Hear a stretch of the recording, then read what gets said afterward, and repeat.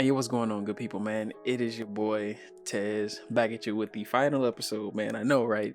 The final episode breakdown of discussion of Danmachi season 3, episode 12, and I am sad to see it come to an end. But man, this was a great episode. Let's not forget the title: Argonaut, a Hero's Return. So, man, what can I say about this episode? It took the cake. It literally took the cake. It was everything I could have asked for. Everything. We got confirmation of Asterius, where Asterius was. We got a bunch of stuff. It just I'm kind of just fangirling at the moment, but we got confirmation Asterius is the Minotaur who basically fought Bel in the first season. So that Minotaur that had the axe, that was given the axe by Freya's second in command. I cannot think of old boy's name to save my life, but we'll just call him the second in command. And Asterius he even let us know, like, that's the dream he's been constantly having. So we know all the Xenos have a dream. We don't know how they all correlate or what happens to them, but when they die, some of them get the chance to be reborn as Xenos. In this case, Asterius was reborn as a black Minotaur who is, I guarantee he has to be on like Loki. Well, he basically trounced a lot of the Loki family, so he's probably level 5 or higher.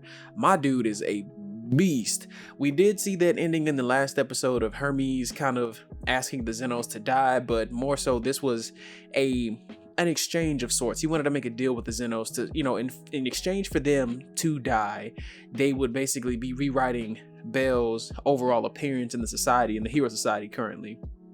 So he asked Gross and a few of the other airborne Xenos to basically attack that main area where the Ganesh family was actually keeping it guarded and safe, and some of the townspeople on behalf of Bel to clear his standing with all the people. So we do know that Bel is, he's looked at highly by Hermes, like, because he's the grandson of Zeus. If you already did not know that, you should have known that, because it's been alluded to several times by Hermes himself. He's also said it, so I'm not spoiling anything to you.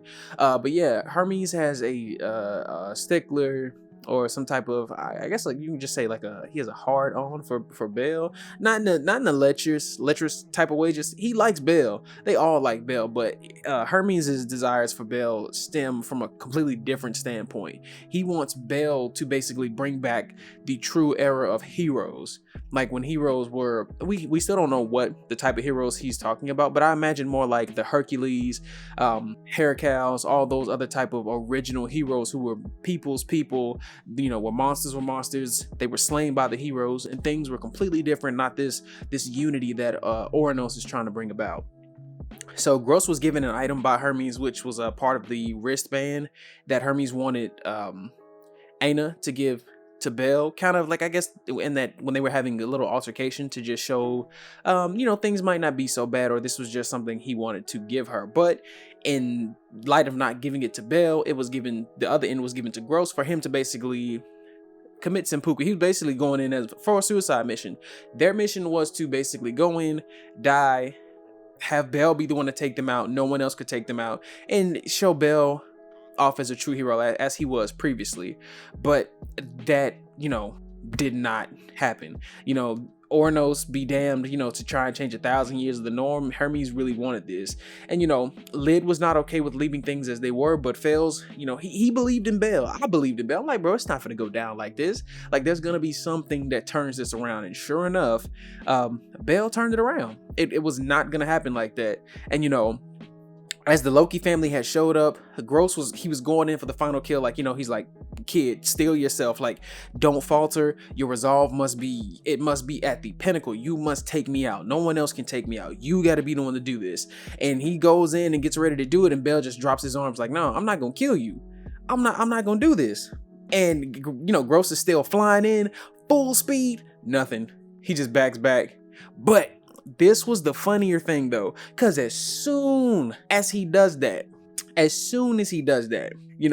we get this whole flashback of Bel with his grandfather, and Zeus telling him to never yield his will to the others, or in his path being his own, meaning never deviate from being the type of hero or person that you want to be, even at the cost of the gods, which Hermes also lets us know those who defy the gods shine brightest. I've seen and watched a lot of shows or things that involve the mythology of the Greek and Romans and those who defy their all seeing gods, they do tend to shine a little bit brighter if what they're doing is not a deviation from a plan that was already set in motion by the gods. Or in this case, just like Bel, they've piqued the interest of the gods, and the gods want to see how far they can manipulate fate, or more so not manipulate fate, see how far fate really wants to take them outside of the loop of those who quote unquote have the most power to change and or bend others to their will. So that was really amazing. And then Asterius, my boy, shows up out of nowhere in the air like the goddamn cow that jumped over the moon, bro. I was tickled. I was literally tickled at this. I'm like, bro, he literally just became the cow that jumped over the moon, big dog. Like, does he know? I mean, he didn't jump over it. He kind of just jumped in front of it, but it was a blood moon too. I was like, bro, this is all I could ask for, bro. He came in with a war cry, full speed, rushed in and speared Bel, like Goldberg on some WWE type stuff. And then, we further get the explanation from Asterius himself rather than his inner monologue of him explaining his, dreams to Bel. And he was elated to finally meet the person or the adversary in which he had been exchanging this dream-like fight with in the real world. And he challenged Bel to a rematch. So I was like, damn, this is about to go down. I'm like, okay, cool. I'm hyped because not only am I starting to see everything, like the animations and the sounds kind of gave me that same vibe that I get when I watch Sword Art. I'm like, yo, is Bel voiced by Kirito? It could be, but it all seemed so surreal. It looked so smooth. Not the best, but it was smooth enough for me. Like I couldn't complain. And while that's all taking place, the rest of the squad prioritizes getting Gross and the others out of the way and back to, reuniting with the other Zenos, because we need to make sure the Zenos don't die frivolously for no reason. That's what they prioritize. And then, this is where the city and all the other familia are getting to see this batch that, Eyes, Beat, and the twin. I believe the twins were there when Bel first took down Asterius before he was Asterius.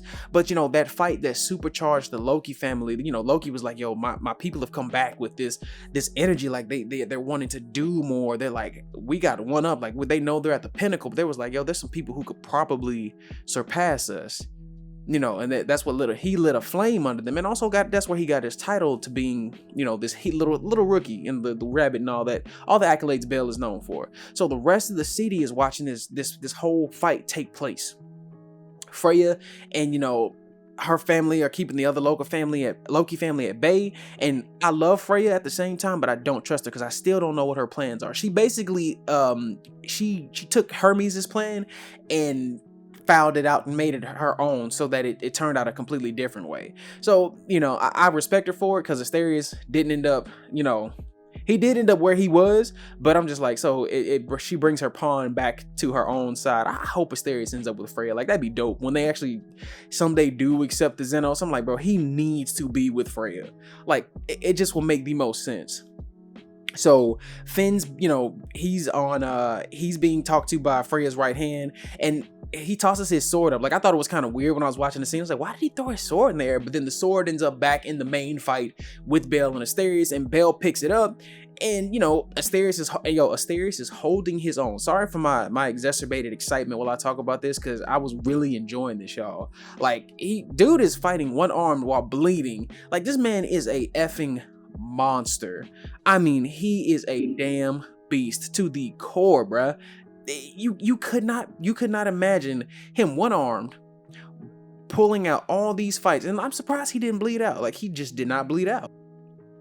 And with the sun coming up and getting ready to rise, everyone is still watching this fight. Like, just, it looks like it's about to be the wrap up of the fight. And I'm like, yo, what's gonna happen? So, with sword in hand, Bel starts to talk to himself, or, there's that scene where you see, like, this is the moment where the hero either becomes the hero or he gets ran through. And in this case, we saw Argonaut basically activating, which I knew Argonaut would be a thing, and it covered the entire blade. And I'm thinking, like, okay, he's about to let out some fucking Getsuga Tensho, some type of Mato Omni Slash type ability from this sword and break it, because we've seen Bel channel Argonaut through other weapons, and when he swung, unless that was a magic sword, and in that case it would amplify the magic even further. But I do believe he's put Argonaut in like a regular blade and swung it and kind of made a shockwave, but it broke the blade. I could be wrong. I could be wrong. So the colossal sword and Asterius, he said forget his hammer, not his hammer. He said forget his axe. He was charging in with his horns. Like my man went in head down in true fashion, Taurus thing. That's we going through it headstrong. That's how we be.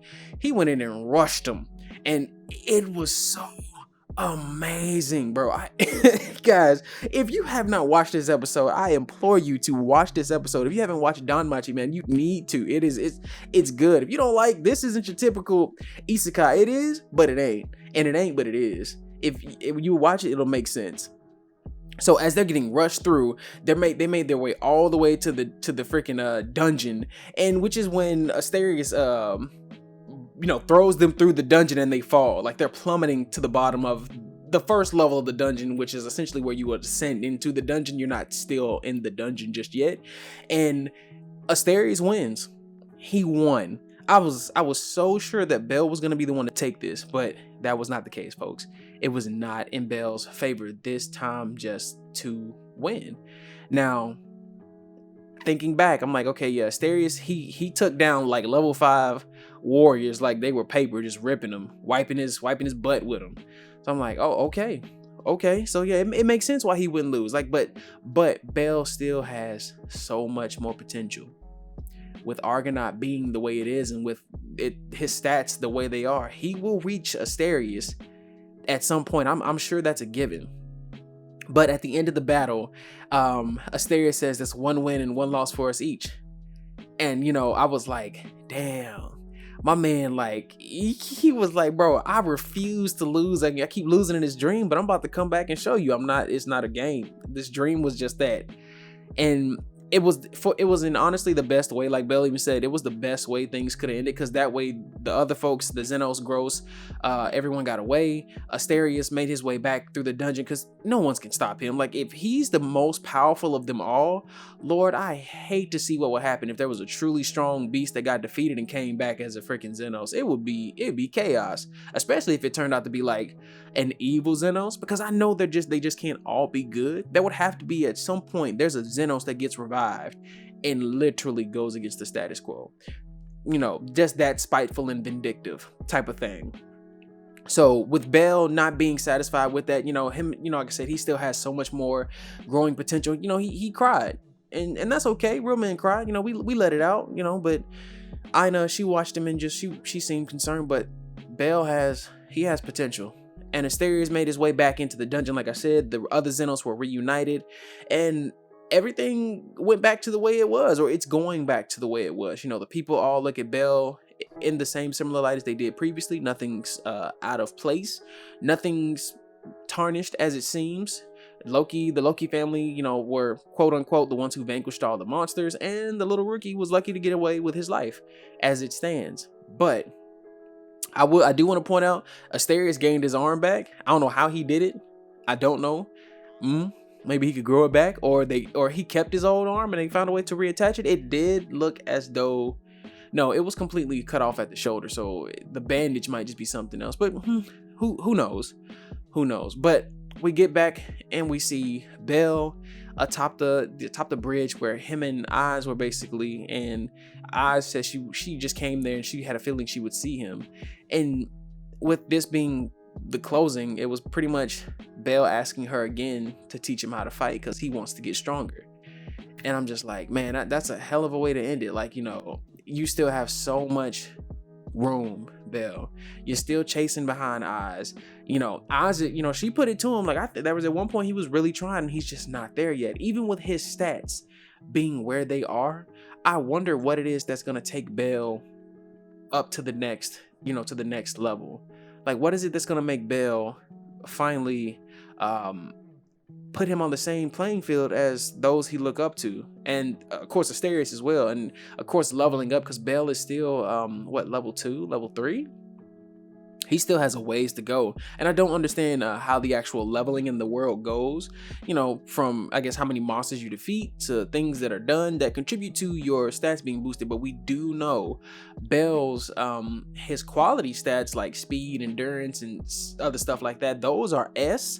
But at the same time, even though those skills are high tier, that still doesn't make him a high tier character, I guess, by level. So it's kind of weird to me, because when I've ever seen a character have a S type tier in some type of stat, whether it be dexterity or any other thing like that, usually they aren't like low level to get S type stats. That takes some grinding. But this is a completely different set of circumstances, so who knows what may lead coming down the line for the next season or the next chapters or whatever may be happening for Bell and the rest of the squad. But guys, it has been a pleasure to bring you these episodes. I will constantly still be bringing you more isekai as they show up, and I'm able to get them out to you in a timely manner. Like I said, next year we've got I'm a Spider, So What, and a few other ones that I'll be talking about. So let's just get it. Let's keep going. I hope you guys have enjoyed this. Be looking out for the next episodes of other shows that I'll be doing and bringing you. And like always, if you like the video, give it a like, man. Share it out. Let somebody else know. Subscribe if you haven't already. Subscribe, all that good stuff. Do that for your boy. I appreciate it. Share it out. Like I said, be safe, be good, wash your hands, wash your ass. Y'all be best. Peace.